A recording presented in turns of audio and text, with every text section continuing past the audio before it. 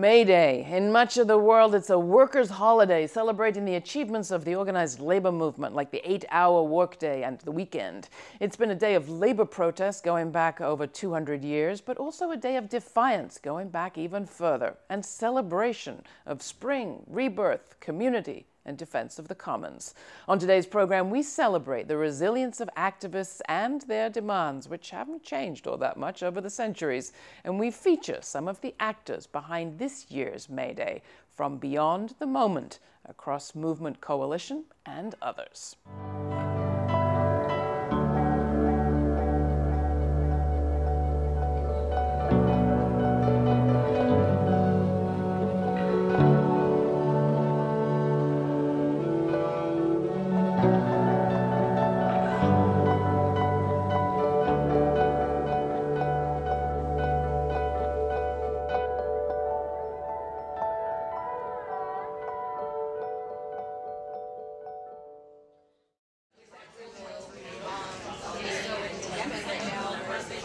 After the election, I was looking for something utilitarian that people could actually get engaged with, that was connected to what I thought was more of a long-term perspective of the issues they're going to be facing.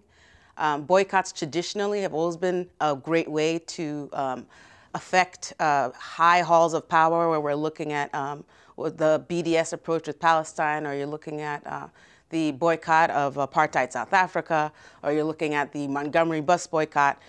So for me, it was a kind of vehicle for social justice that was obvious to kind of tap into for the work that I felt has to be long-term. At the moment with Hater Free NYC, essentially what we're doing is we have a boycott campaign that we have on the website, where we're going off of a model where we have a Hater of the Month, specifically targeting business interests connected to the Trump administration, including his cabinet.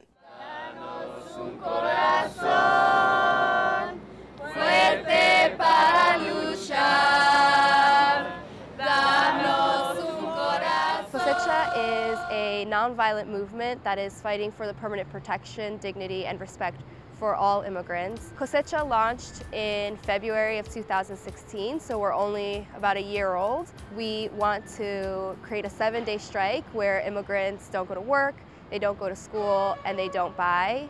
And we recognize that our power lies in our labor and consumer. Our first principle, our first and foremost, is that we want to be grounded in the pain of the immigrant community. So recognizing that what we're calling for, a strike, especially a 7-day strike, is a huge risk. Right now we have 24 volunteer organizers, and we have visited about 40 cities. We realize that, to really make May 1st real, we sort of have to be there for our community as much as possible, support them.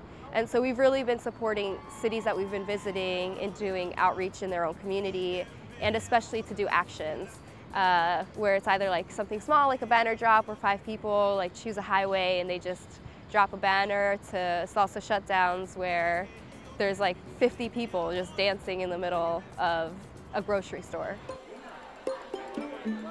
Salsa shutdown!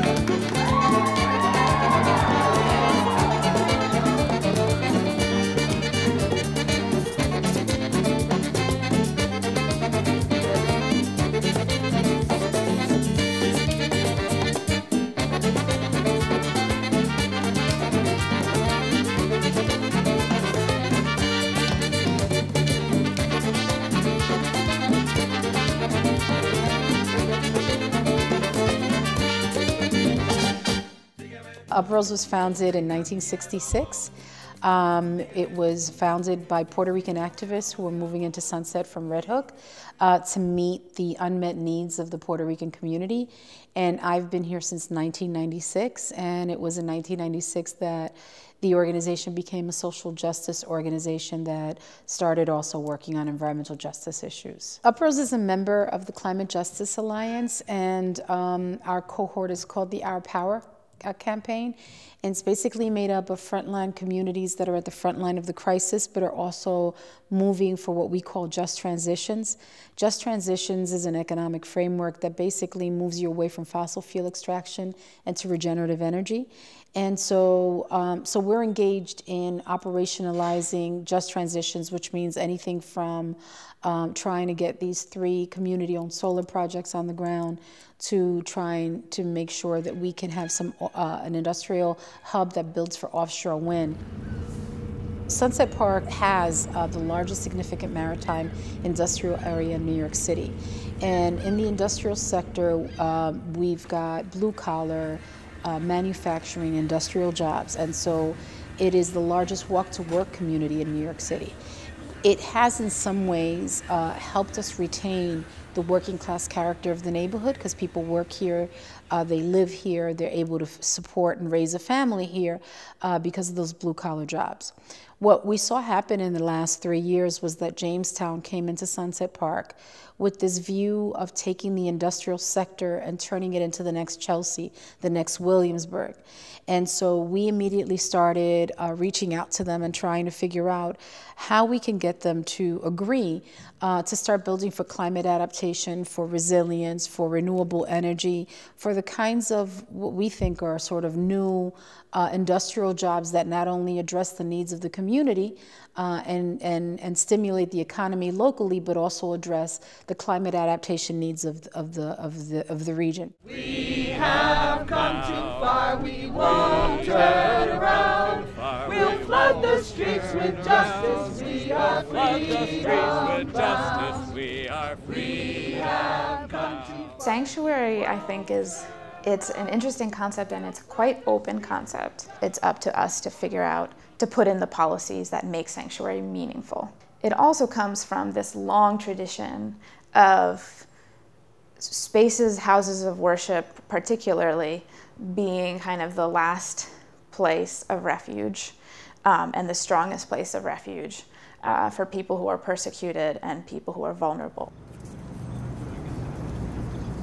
Millones de personas sufren el dolor y la angustia de no poder vivir con dignidad.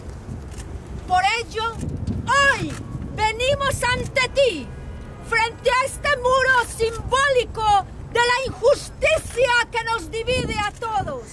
So some of our main projects that are ongoing are the accompaniment project. We pair you up with somebody who's going to be going into 26 Federal Plaza, which is where the immigration courts are, for some kind of hearing or to do a check-in. If you have an order of deportation and you have to go present yourself, and then this officer will determine, you know, whether to tell you, okay, come back in a month, come back in 5 months, or, you know, I'm taking you away. That serves some practical purposes, like, you know, helping make sure that all the forms that we need to have are there, helping make sure if there's any irregularities that we are keeping track or anything like that.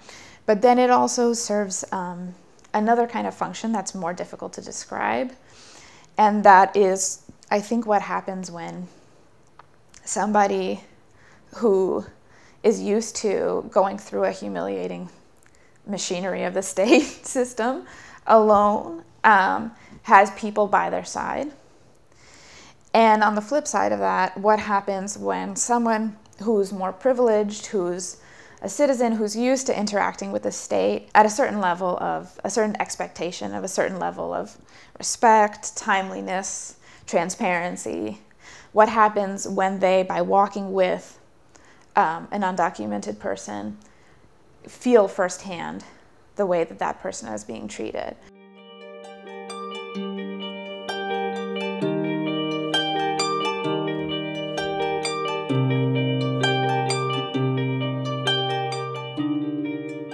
I joined Iraq Veterans Against the War in 2013, and this was after a writing group called Warrior Writers, which gets veterans to discuss their experiences. It was just a lot of, like, you know, shame around, like, how my service, you know, during my deployment, you know, like, interfered with, like, these people's freedoms. We've been doing what's a campaign called Drop the Military Industrial Complex, showing the connections that militarism is present in, around racial injustices, around police brutality, and even like the 1033 program where, they sell military-grade weapons to local police forces.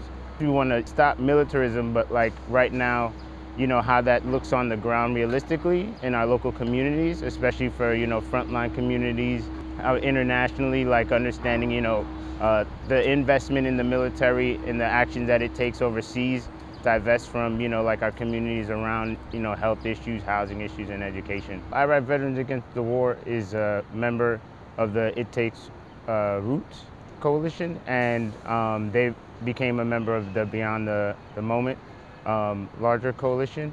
And, we had a lot of intersections around racial justice, economic justice, but like looking at it broadly through climate justice. We want to understand how we can, help intersect our work into those other areas that Beyond the Moment has taken an umbrella of like 30 or more social justice and racial justice groups.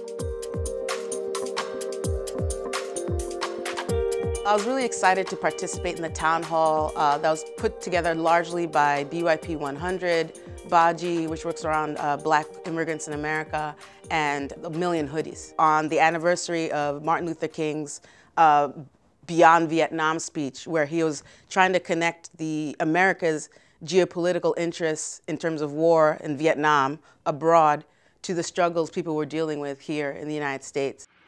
Over the past 2 years, as I have moved to break the betrayal of my own silences and to speak from the burnings of my own heart, as I have called for radical departures from the destruction of Vietnam. We wanted to kind of call back his words and also celebrate the anniversary by thinking about what he might make of this moment if he was thinking about America's kind of local and global impact, right? I was trying to offer a very clear connection between how America's policies in the United States today have direct impact on the world, and then also how that can have reverberating effects back to America. We are organizing a series of events in Washington, D.C., both for the People's Climate March and for May Day. We're also part of GGJ, which is the Global Grassroots Justice Alliance.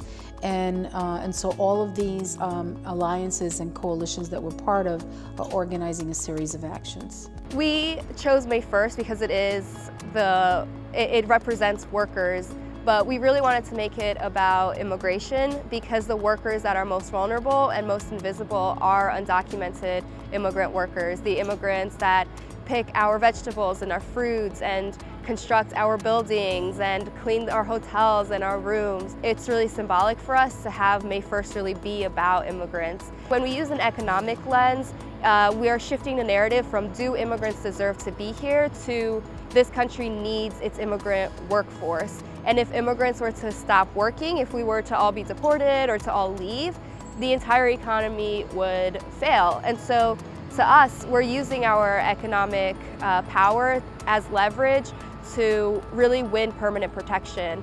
Because the more strikes we do, the longer we do it for, the more desperate people in power become because they so desperately need us as a workforce. A day for workers' solidarity is absolutely vital.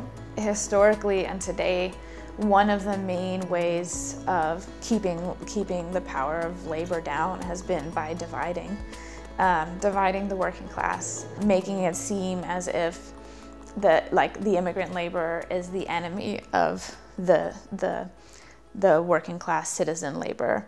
And don't forget, we're taking tremendous numbers of jobs from people that were born in this country.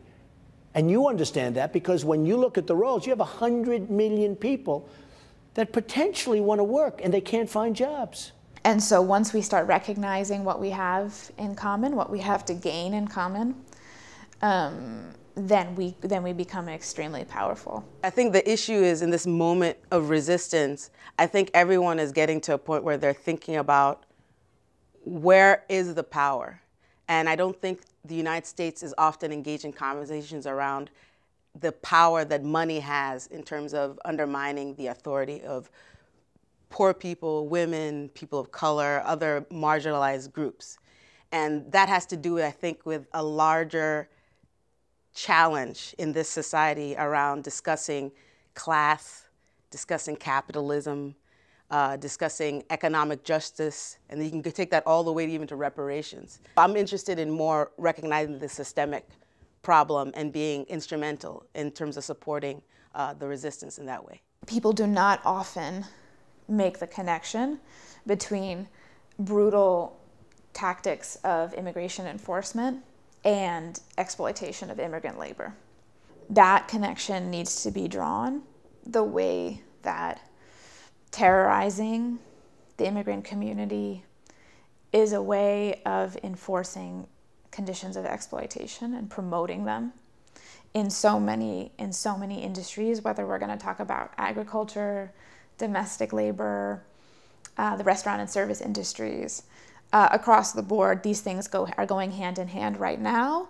So how is this horrific enforcement climate already creating the conditions for kind of an unregulated exploitation of immigrant labor? And how has it done that historically? Turn me around, turn me around, turn me around. Ain't gonna let nobody turn me around. Gonna keep on walking. A lot of things are happening today, but namely elected officials, faith leaders, immigrant rights leaders are gathering to show their support for all of those individuals who face imminent detention, deportation, or just the more quotidian uncertainty of checking in this building right here across the street, which is a process of intense supervision that ICE engages in with thousands of people, if not hundreds of thousands of people across the United States. We're coming together here, everywhere, and making sure that we resist, that we defy, that we defend, and that we stand in solidarity, right? We have to stand in solidarity. So we are here as Latinos, as Muslims, as LGBT, as immigrants, as human beings, right? To say that we are united and we will defy and we will not stay silent. Keep on walking, keep on talking, marching on the freedom land. People come with a lot of fear many times because this is their place where they can be taken in and disappear. We do want the Federal Plaza to become a place that welcomes immigrants and takes care of immigrants and appreciates the extraordinary gifts of immigrants. So we've been doing the Jericho Walk every Thursday. It's a silent walk, and we do it around Federal Plaza and wearing white robes and praying. What's really exciting about May Day is because it is a kind of day of worker solidarity, workers are all people. You know, we're from all different kind of class levels and cultural backgrounds and genders and all that type of thing. So what's super exciting is that you'll see groups that are women of color led. You'll see groups that perhaps are working around anti-blackness, of course. You'll see groups that are working for immigrant rights, undocumented workers. You'll see groups that are working for women's rights, reproductive rights. There's going to be a lot of different groups coming together at the grassroots level who are committed to a more intersectional, multiracial, non-hierarchical approach to social justice movement building. May 1st seems to be a all hands on deck sort of moment where, yeah, a lot of different movements are coming together. Labor unions are coming together, all in the name of immigration reform, or to at least show the faces of people who are most vulnerable under a Trump administration. Hopefully when people are in the streets or see people in the streets or see how many businesses are closed and people don't go to work, I'm just hoping that we can feel empowered and want to continue fighting in the long run. The legwork's being done, but also just making sure that to continue to supplant the needed funds to keep these kind of actions up. After May 1st is just that's just setting the stage to kick off more actions and hopefully just really positive changes around local policies or national policies. There's light in the darkness, so to speak, and I think it's just going to get brighter the more we work together. Not only can people come together and share best practices across our grassroots organizations or campaigns, but also for us to get together and illustrate in a very clear way that there is a kind of working movement. There's a poor people's movement. There's a working class movement. There's a women of color movement.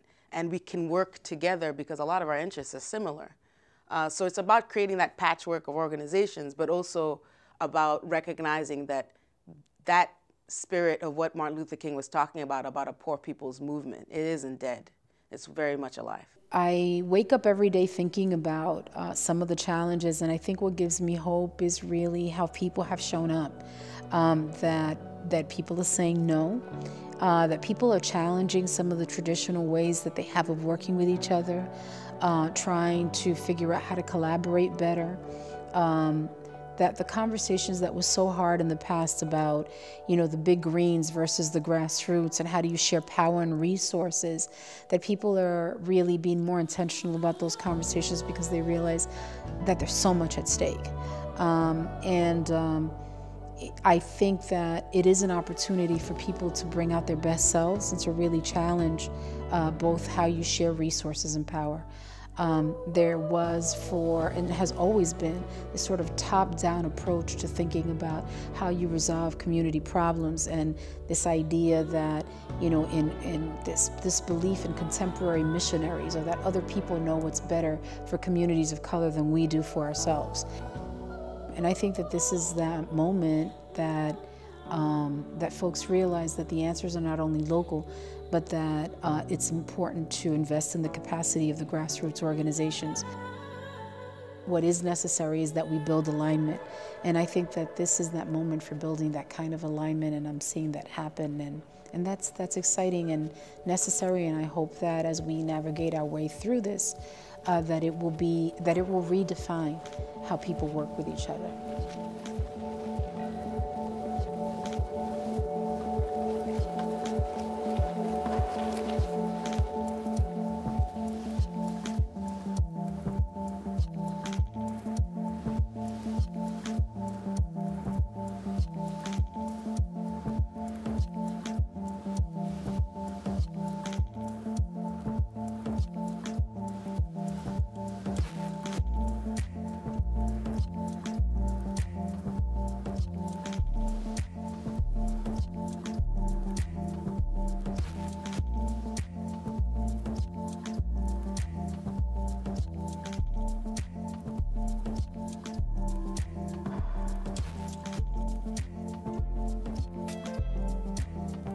You can strike out May 1st, you can do the local organizing, but if you want to learn more, you could go to lahuelga.com, so LAHUELGA, or text Huelga to 41411. If anybody's interested in joining Sanctuary Hood and organizing teams to walk through your own neighborhood, just send an email to info@newsanctuarynyc.org.